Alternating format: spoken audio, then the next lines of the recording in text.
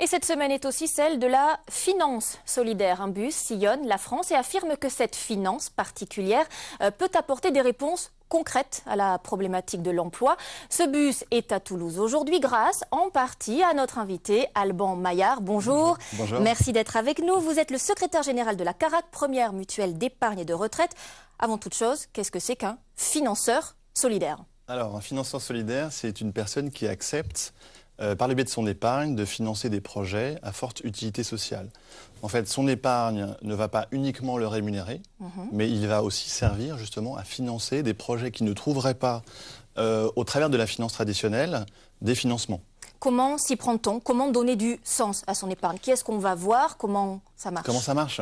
Alors vous pouvez aller voir déjà un établissement financier, souscrire un produit d'assurance vie comme le fait la CARAC par exemple, avec le produit entrée d'épargne CARAC. Vous pouvez aller voir le crédit coopératif, vraiment un établissement financier. Aujourd'hui, quasiment tous les établissements financiers proposent des produits d'épargne de partage. Et donc sur l'argent que je dépose, une partie, un pourcentage? Alors vous avez deux types de fonctionnement. Soit vous abandonnez une partie de votre versement qui va financer une association de votre choix, soit c'est la performance que vous partagez. Un produit d'assurance vie par exemple rapporte à peu près 3% et vous abandonnez une partie de cette performance. Donc ça c'est vraiment la partie épargne de partage.